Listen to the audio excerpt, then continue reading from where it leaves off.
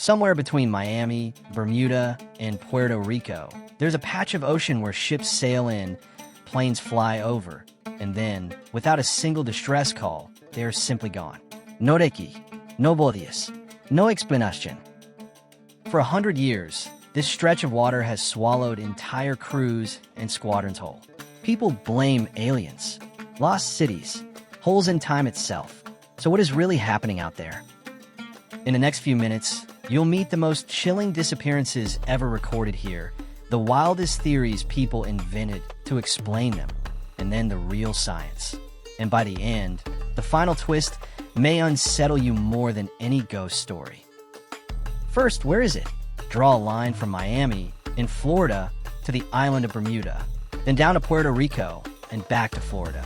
That triangle covers around 500,000 square miles of open Atlantic. On a map, it looks like nothing. It didn't even have a name until 1964. A writer named Vincent Gaddis published an article in a pulp magazine and called it the Deadly Bermuda Triangle. The phrase stuck. 10 years later, a book turned it into a worldwide legend. But the disappearances? Those started long before anyone gave the place a name.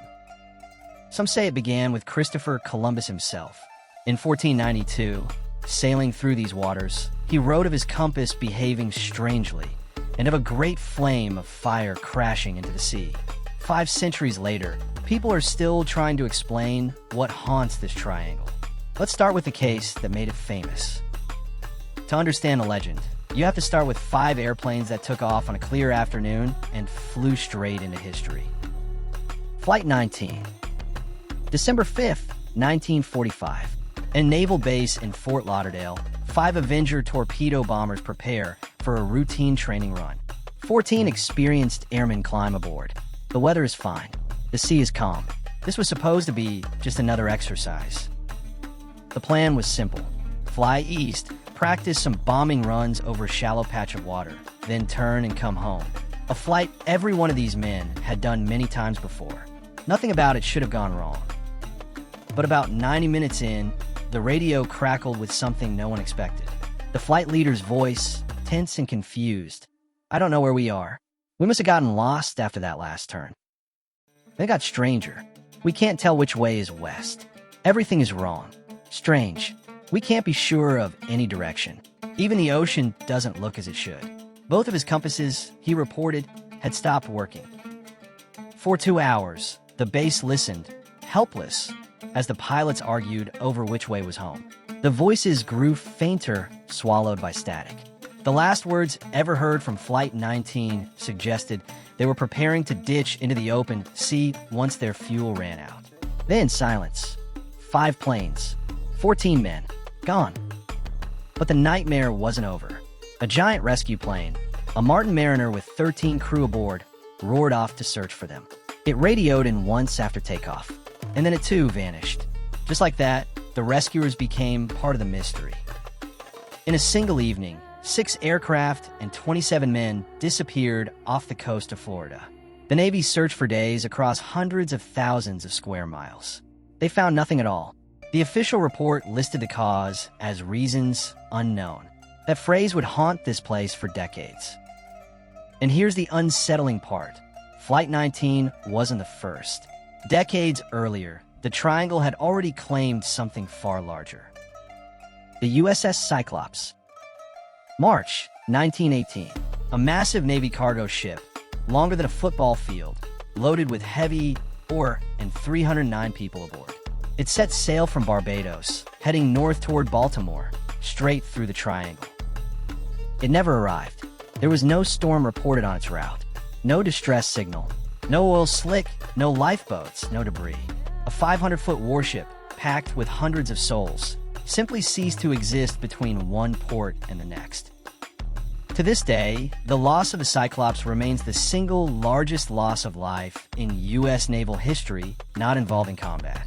309 people, and not one trace of them or the ship has ever been found. A vessel that big doesn't just evaporate. Something pulled it under. But if you think a vanished ship is eerie, wait until you meet a ship that came back with no one on board. The ghost ships. 1921. A five-masted schooner called the Carol Deering is found run aground on the shoals of Cape Hatteras on the Triangle's edge. Her sails are still set. The ship is intact, but the entire crew has vanished. Investigators climbed aboard and found a scene frozen in time. Food was laid out in the galley, as if a meal was about to be served. The crew's personal belongings were gone, the lifeboats missing, the ship's logbook and navigation equipment nowhere to be found. 11 men had stepped off the planet and left their dinner behind. Then there are the older legends. The Ellen Austin, a ship said to have come across an abandoned vessel drifting in the Triangle. The captain sent some of his own men aboard to sail it to port.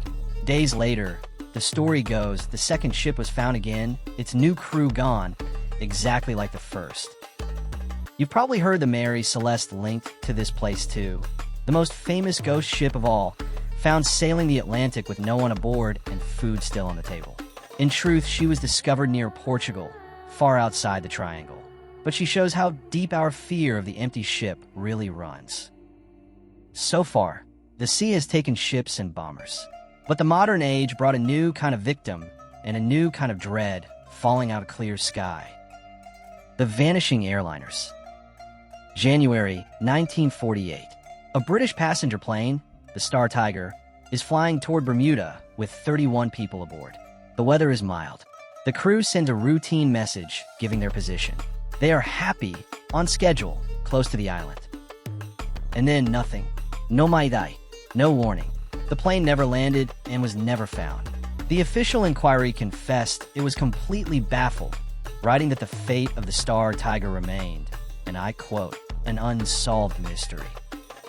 But the truly chilling part came a year later. Almost exactly 12 months on, a near-identical aircraft, the Star Ariel, took off into perfect blue skies on a similar route. It sent a calm, normal radio message. Then it, too, disappeared without a trace. Same airline, same triangle, same impossible silence. Add them up. Flight 19, the Cyclops, the Deering, 2 airliners, and you start to see why the world became convinced this place was cursed. By some counts, more than 50 ships and 20 aircraft have vanished here. And the list goes on. Let me show you how fast it grows. Also in 1948, a DC-3 airliner carrying 29 passengers and crew approached Miami at night. The pilot radioed that he could see the city lights ahead. He was almost home. Those were the last words anyone heard.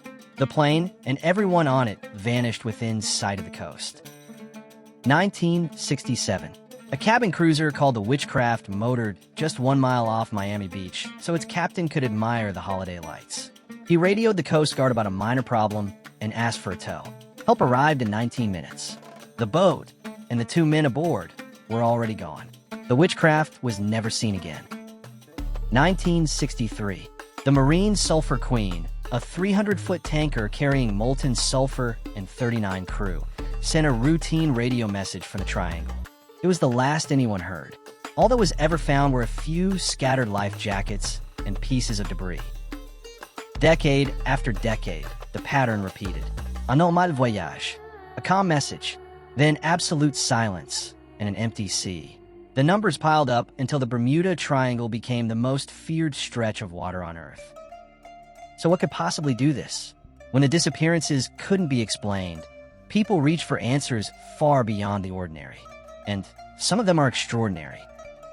The theories, from the impossible to the surprisingly real. Theory 1, Atlantis, the legendary lost city, said by some to lie sunken right beneath the Triangle. The idea exploded in the 1960s when divers found strange rectangular stone blocks on the seabed near Bimini, lined up like a road. Believers called it proof of a drowned civilization. And it gets stranger. The famous psychic Edgar Cayce predicted that Atlantis would be discovered here and claimed the ancient city was powered by giant energy crystals. Those crystals, the theory goes, still lie on the seafloor, occasionally firing off bursts of energy that scramble instruments and drag ships and planes down into the deep. Theory 2, aliens. To many, the Triangle isn't a graveyard at all. It's a doorway, a hotspot where unidentified The boldest version claims there is an extraterrestrial base hidden on the ocean floor, using the triangle as a kind of cosmic harbor. The missing ships and planes in this telling weren't destroyed. They were collected. Theory 3. A hole in reality. Some believe the triangle hides a portal, a tear in space and time that opens without warning and swallows whatever happens to be passing through. Vessels don't sink, they say. They slip out of our world entirely. One pilot fueled this idea himself. In 1970, a man named Bruce Jernon claimed he flew his small plane into a strange tunnel-shaped cloud over the triangle. Inside, he said his instruments went wild, and he emerged hundreds of miles away, having arrived far sooner than was possible. He called it the electronic fog. Theory 4. The oldest fear of all. Something is alive down there. For centuries, sailors swapped stories of monsters in these waters. A colossal squid, an unknown leviathan rising from the dark to pull entire ships beneath the waves and never let go. These ideas sound absurd, but ask yourself why they spread so far, so fast. The answer is that the truth, for a long time, was simply we don't know. And nature hates a vacuum. So does the human imagination. In 1974, a writer named Charles Berlitz turned all of this into a global bestseller. His book sold millions of copies and printed the legend onto the whole planet's brain. Suddenly, everyone knew the triangle, and almost no one questioned it. But here's the thing about a good mystery. Sooner or later, someone shows up determined to solve it. And when they finally pointed real science at the triangle, the supernatural started to dissolve. So let's do that now. Forget the aliens. What does the evidence actually say? What science says? Start with a fact almost nobody mentions. This isn't some empty, forgotten corner of the ocean. It's one of the busiest, most heavily traveled patches of sea and sky on the entire planet, packed with cruise ships, cargo vessels, fishing boats, and aircraft every single day. And that changes everything. If thousands of vessels cross a region constantly, then by pure statistics, more of them will run into trouble there than in some quiet, empty sea. More traffic means more accidents. It's not a curse. It's a numbers game. Then there's the weather. The triangle sits squarely in Hurricane Alley. Some of the most violent storms on Earth form and tear through these waters. The Gulf Stream can spin up sudden, monstrous squalls that appear and vanish faster than old forecasts could ever predict. And the ocean here can do something that sounds like myth, but is terrifyingly real. Rogue waves. Walls of water that rise out of nowhere, far larger than the seas around them. For centuries, sailors who described them were dismissed as liars. Then in 1995, instruments on a North Sea platform recorded one for the first time. A freak wave measured at around 26 meters. That's a wall of water roughly the height of an 8-story building, capable of snapping a large ship in half in seconds. Next, the Gulf Stream itself, a river within the ocean.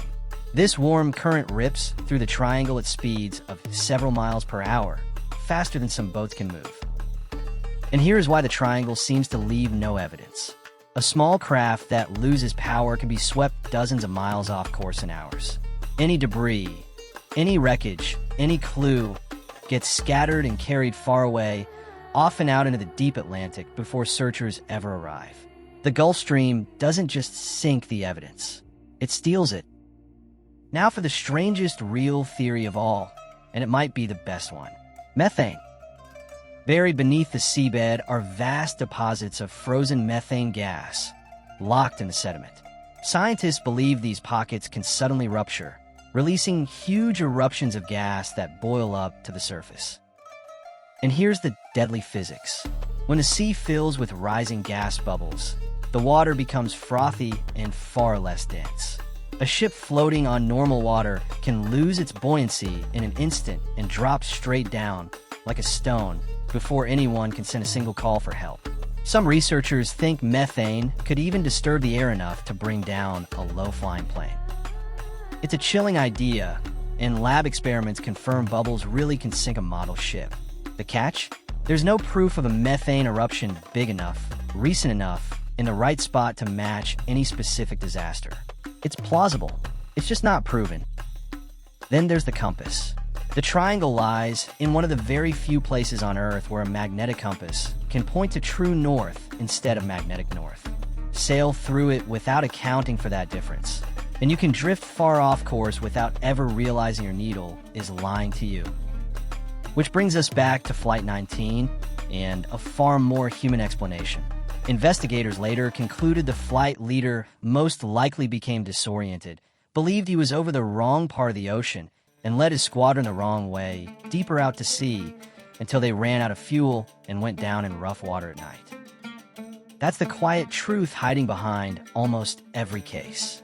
Not a portal, not a monster, a small mistake, a failing instrument, or a sudden storm, multiplied by the unforgiving sea. And the sea here is very, very deep. How deep? Parts of the triangle plunge into the Puerto Rico Trench, more than 8,000 meters down. That's deep enough to swallow Mount Everest with room to spare. Anything lost down there is, for all practical purposes, gone forever. No wonder we find no wreckage. So we have weather, currents, gas, bad compasses, deep water, and heavy traffic. Each one chips away at the mystery. But the biggest secret of the Bermuda Triangle is bigger than all of them. And it's the part the legends never tell you.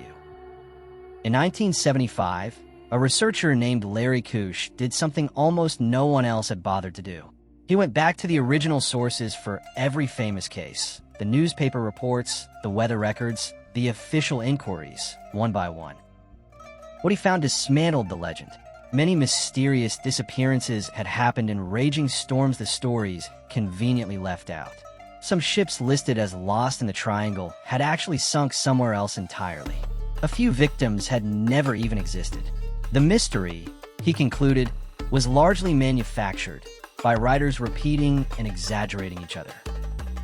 And then comes the fact that quietly settles the whole debate. Lloyd's of London, the legendary insurance market that has tracked maritime risk for centuries, ran the numbers. Their verdict? The Bermuda Triangle is no more dangerous than any other heavily traveled stretch of ocean. They do not charge a single extra penny to insure ships passing through it. The U.S. Coast Guard agrees. So does the U.S. government's ocean agency, NOAA, which states plainly that there is no evidence the triangle sees more disappearances than any comparable, busy region of the sea. The numbers, they say, simply don't support a mystery at all. In fact, the U.S. Board on Geographic Names doesn't even recognize the Bermuda Triangle as a real place. Officially, on the maps that matter, it does not exist. So here is the final twist. After a century of vanished ships and lost planes, the most likely answer is that the Bermuda Triangle, as a supernatural force, isn't real. There is no curse, no portal, no alien harbor, just an ordinary, dangerous, crowded patch of ocean, doing what oceans have always done. And yet the legend refuses to die. Why? Because the real mystery was never the water. It was us. We are pattern-seeking creatures who would rather believe in a thrilling secret than accept a fog of small, sad accidents. A triangle is a better story than a statistic. So the next time you hear the name, remember both truths at once. Almost every disappearance has a calm, rational explanation, and almost none of them have ever truly been confirmed. The triangle is a mirror. It shows us how badly we want the world to be stranger than it is. The ships were real. The fear was real. But the monster, it turns out, was a story we told ourselves, staring out an empty, beautiful, and utterly indifferent sea. If this rewired how you see one of the world's greatest mysteries, subscribe. Every week we take another legend apart and show you what's really hiding underneath. The next one is stranger than you think.